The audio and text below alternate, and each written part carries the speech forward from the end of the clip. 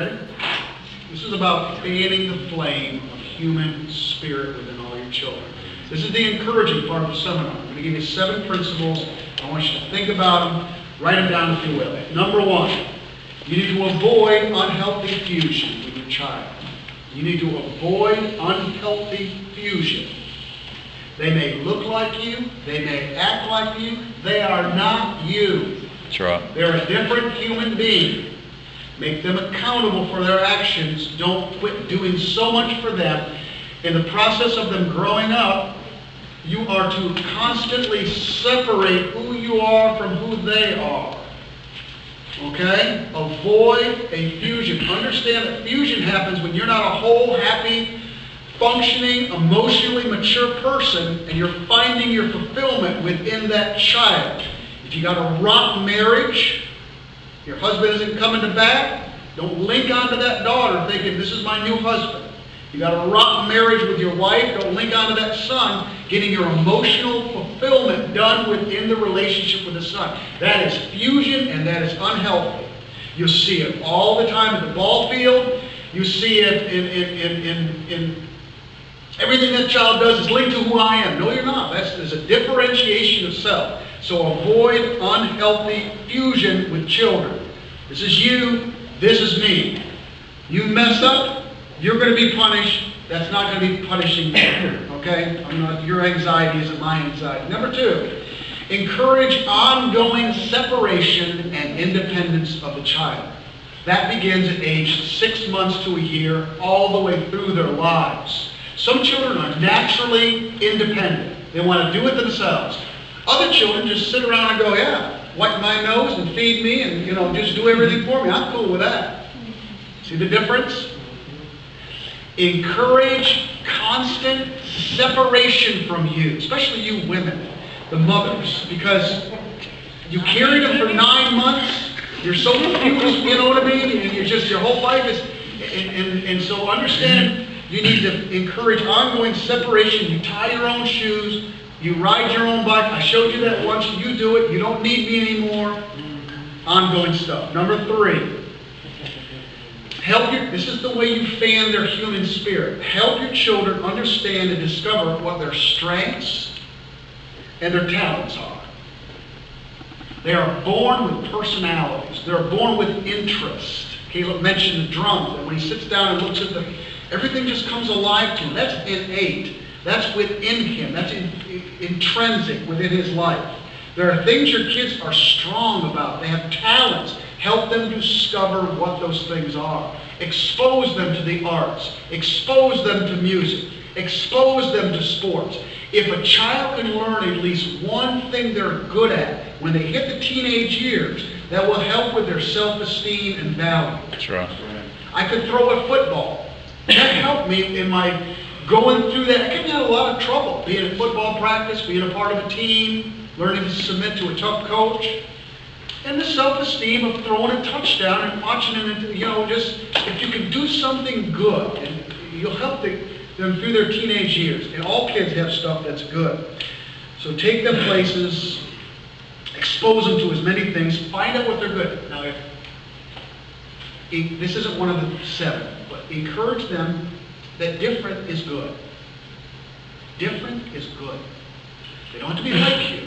They don't have to like the things that you like. If they like something that you don't like, celebrate that. If you grew up in a home where different was bad, that everybody had to be the same and think the same, eat the same stuff, and like the same stuff, see? Different wasn't celebrated. It ought to be different strokes for different folks. All right, so number 4, you ready? Help them to see that they are part of the family. They are not the core of the family. Right. Children are expendable. Well, I know when they're 3, they're not expendable. But when they get to be teenagers, especially high up in the teens, they're expendable. So help children understand, because they come in their being, they're the center of their universe. That's all part of the self-life. That's all part of the Adamic nature. I am the center of everything. I am the drama queen that everyone must cater to. Okay? They're not the star of the show. Husband and wives, mothers and fathers, parents is the star of the show. Kids are peripheral. They need to understand they're a part. And because they're a part, they should be assigned duties, chores, and tasks. My father taught me at a very young age, the reason that I was alive was to serve him. The reason for my existence was to cut his grass and to wash dishes and fold his laundry and fold his underwear in a certain way. The reason for my existence was to be a blessing to the family that you're a part of. You're not the center of that family. That's right. You start that at age 1 or 2. Whatever they can do around the house, they ought to be doing. That's right. They ought to be folding laundry. They ought to be vacuuming. We've got videos of Landon running the vacuum cleaner all over the place. Okay? They ought to be learning chores, responsibilities, duties. Oh, they can't learn. Yes, they can learn. You're selling them short. Oh, but they're not. Yes, they're able to do it. You have to ask yourself, why are you doing what you're doing for them? Is it because of you? Because you want to keep them dependent upon you? That's a tough deal. Caleb? On that, just on the hook of that, whatever they do, let it be. Like when Lorelai makes her bed, we'll go fix it. Yeah. When she makes it, it thinks how she did it. Because when you go back and fix it, it thinks, well, remember how bad a job I do. Dad and Mom will go back and make it right anyway. Very good. Very good. If they mess, now watch this. As they get older, show them how you want it done. Don't allow a messy bed if you know they're able to straighten that thing. Don't let them throw it together. Well, that's the best they can do. Oh, they can do better. And when they're little, maybe that's the best they can do. But you know. Well, yeah, I mean, I read too, and it's kind of, we're testing it with Lorelai, and it's getting better, is that I read that, you don't correct them, let them make the bed the way they want to make it, and the way, they only can how to make it. And they say give it 6 months to a year when they're little, and they'll progressively get better, because they see how you make your bed, and they see that. And it's gotten better. Like her bed has gotten tremendously better without us ever having to say, this is how you make it. Okay. So age appropriate, give them the duties they can do. Now when they're 2 years old, don't send them out there and have them crank up the lawnmower. He's going to come back without tow. They get the weed eater. Yeah, get the weed eater out. Yeah, weed eaters are safe. You can't hurt yourself with weed eater. I mean, send them out there with the edger. You'll come back with a dog with no nose. It's just dog. All right, so help them to see they're a part of the family by chores and duty. Number 5, refuse to rescue them for their irresponsibility. Refuse to rescue them for their if they're childish irresponsibility and they forgot to do the science project. I'm not doing it for you. I'm not even going to do it with you.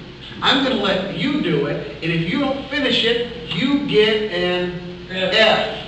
I'm not rescuing you. If you're going to be irresponsible and not get this done, you're going to suffer the consequences. This is life.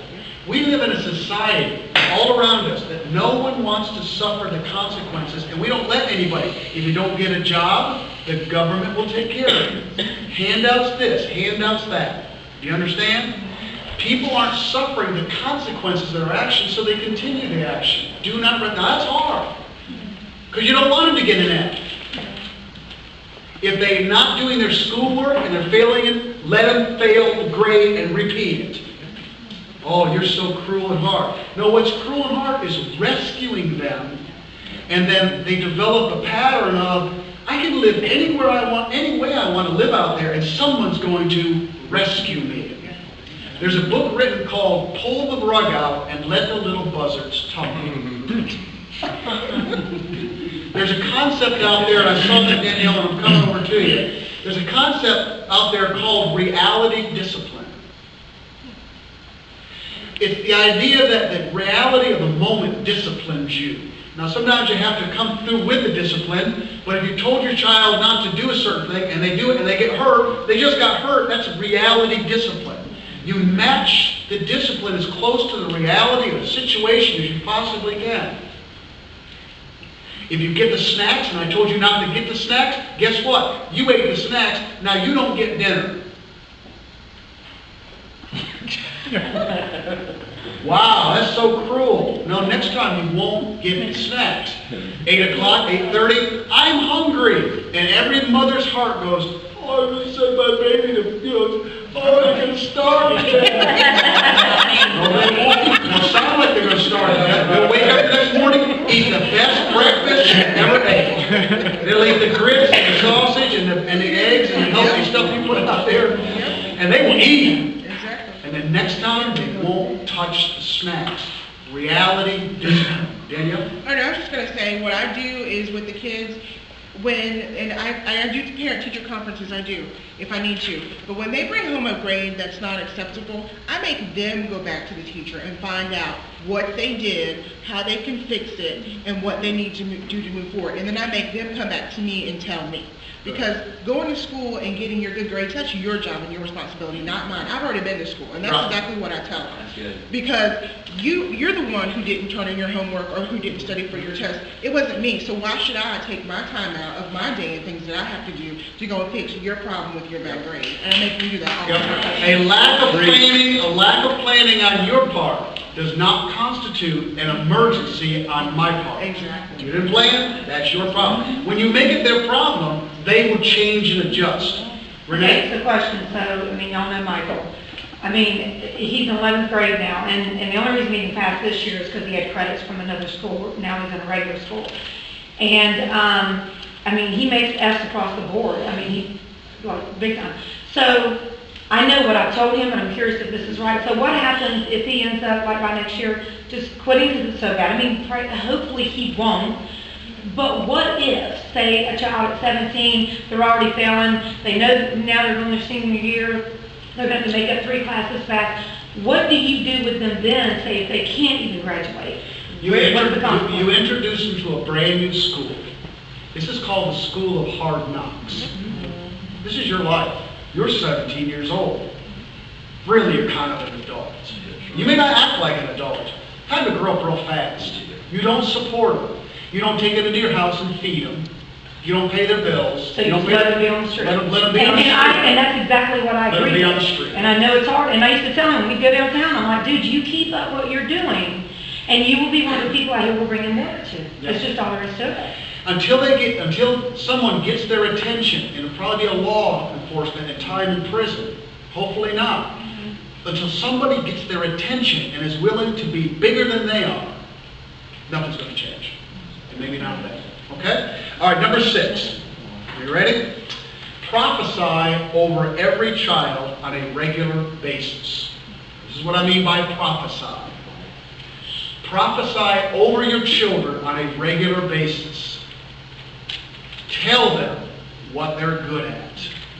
Talk to them about what they can become. Tell them what you see in them. The best way to do it is to be in another part of the house with your wife or husband or someone else, and at a very low whisper, say this. Let me tell you what I've noticed about Arnie. Arnie will come out from the back part of the house and poke his ear right into the business. Because he wants to know what you say about them. What you say about your child on a regular basis is prophesying over that child. You're telling them in a very positive way. Did I see this? Don't lie. You know, if they can't sing, don't go, oh, Arnie can really sing. You're lying to the child. You're setting the child up for failure. He's going to get up in front of a bunch of people and sing. They're all going to... That's funny. You thought he could sing. What you really see in them, say it. Prophesy, value them for who they are, and say it all the time. Never compare them to, why can't you be more like blank? Well, they're not like blank. One thing we did with John and Whitney as they were growing up and they had tension like brothers and sisters, once in a while, and Whitney will attest to this, I would pull one aside and go, you know how much your brother loves you? I know he doesn't act like it a lot, but I'm telling you, I can tell he really loves you. Without exception, the other Whitney would say, really? Okay? I would do it to John. You remember me doing that with you? Yeah. I would tell them how much they really love each other. I'm talking to them and prophesying over them. I'm telling them what they're good at. All right? And reinforcing that. Do that on a regular basis. But don't lie. Make sure it's strong, and there's a strength, okay? Number 7. Number 7. We're all done for today. You ready? When it comes time, and it's coming, release them. Release them fully and become their friends. When they get to be adults, 17, 18, 19 years old, 18 years old, let's say, release them. Don't parent them anymore. Now, if they come to you and ask for advice, by all means, give the advice, but you're no longer a parent at age 18. You're a friend. Transition. Life is about transitions. You had a great life before the kids came. You got a great life now. You're having a lot of fun while they're teenagers, kind of. And when they get to the 18 and 19, let them go. Let them go. Hannah's going to be a great wife and mother. Can you imagine? Yeah. Can you imagine the honeymoon night? David popped in his head. Can you imagine Hannah at the delivery ward at Blank Hospital giving birth to your first grandchild? There's a releasing that goes on that you must fully let them go.